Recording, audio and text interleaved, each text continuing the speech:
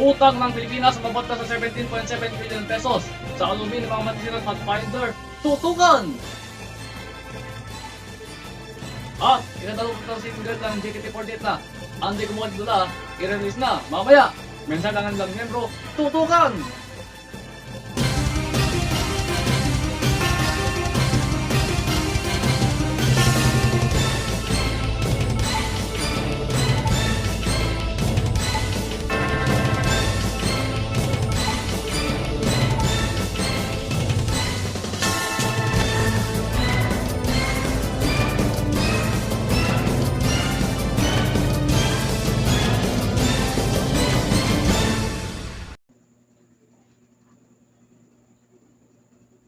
Magandang gabi po, ito ang Metro Balita, mga balita sa loob ng kabihasnan.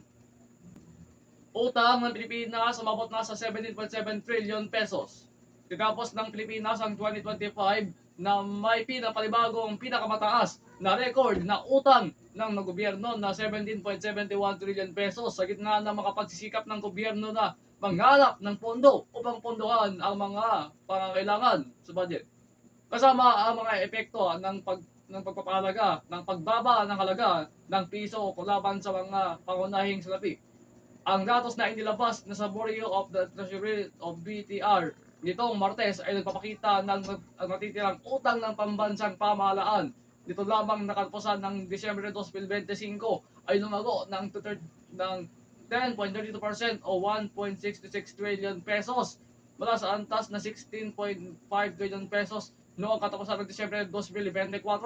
Ang tambak na utang noong katapusan ng 2025 ay lumapas din sa limitasyon sa pangungutang ng gobyerno sa 17.36 trillion pesos. Sa isang komentaryo sinabi ng punong ekonomista ng Rizal Commercial Banking Corporation o RCBC na si Michael Ricafort na ang pag-issue ng mga kabagong government securities ay nagmula sa pangangailangan para sa karagdagang mga pautang mula sa pambansang pamahalaan upang pondohan ang mas malawak na deposit sa budget o deficit budget. Nitong mga nakaraang buwan na pangunahing pangailangan ng karagdagang mga pautang mula sa pambansang pamahalaan. Nauna nang sinabi ng Noy Kalihim ng panganalapid na si Ralph Recto o Department of Finance ay kalihim eksekutibo na ang utang ng bansa ay maaaring lumaki hanggang 20 trillion pesos sa pagtatapos ng termino ni Pangulong Bongbong Marcos Jr. sa 2028. Samantala, ukol sa paglaki ng utang ng Pilipinas sa numabot of 17.7 trillion pesos, narito ang salubin ng ilang labi ang mag-aaral. Mga kabalitaan, nakausap natin po ang ilang lapiang mag-aaral tungkol sa kanilang opinyon, tungkol lamang po dahil sa mga paglaki po ng utang ng bansa na umaabot na sa 17.7 trillion pesos. Narito ang kanilang mga salubin. Ano pong masasabi nyo sa paglaki po ng utang ng bansa? Masasabi ko sa laki ng utang ng bansa natin, government and kill BBM. Wala akong pakialam kung sino makakita nito. Basta, God is good. Yun. Thank you. Ano pong opinion nyo sa paglaki ng utang ng bansa? Utang ng bansa. Wala kayong masabi? Ano pong opinion nyo sa paglaki ng utang ng bansa? Wala ring masabi? Thank you. Ano pong opinion nyo sa paglaki ng utang ng bansa? Wala rin masabi. Opinion na sa paglaki ng utang ng bansa. Wala rin kayong masabi tatlo. Wala. Okay, tama na. Ano po ang opinion nyo sa paglaki ng utang ng bansa?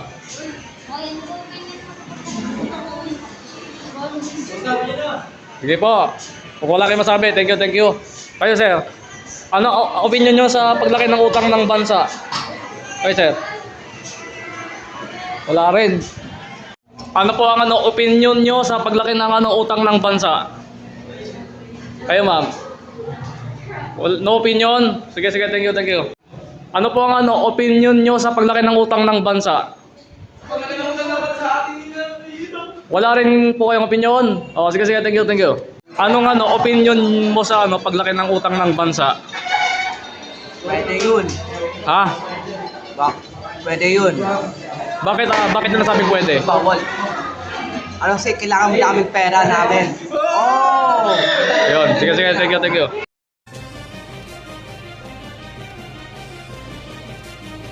Samantala sa Metro Chica, 27 single ng Indonesian Girls Group na JKT48 na pinakamakatang Anday Kumakan nila, i-release na. Mamaya, panoorin ang balita.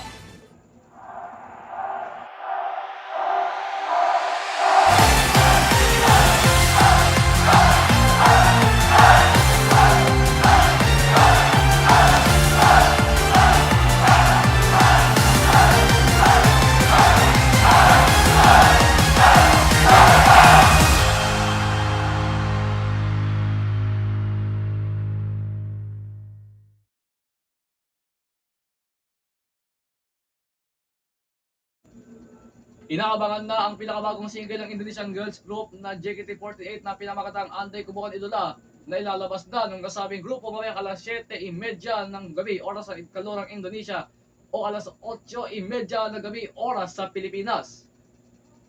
Nagbigay naman ng mensahe ang mga sumusunod ang mga miyembro sa JKT48 na sina Marcel Natela Pian, kapitan ng JKT48 na si Freya Jayawardana, kita si Car Anrini at Febriola Sinambela na nanghihikayat sa mga fans na manood ng kanilang bagong music video.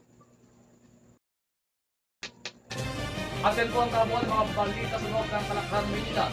Napapayaganan po kami sa DCHS, DCHM at sabay na pamunood sa DCHS Internet Television at DCHM Internet Radio Vision. Maaari din po mag-email ng mga nais balita sa official balitaanplus at gmail.com. Maaari din po bumisita sa website ng Balitaan Plus na balitaanplus.ph.myspaceeli.com para sa mga balita. Ito po ang Unicorn Arik Inawan David Gabeon. Hanggang sa muli, ito ang mga balita sa loob ng Kabayatan Metro Balita.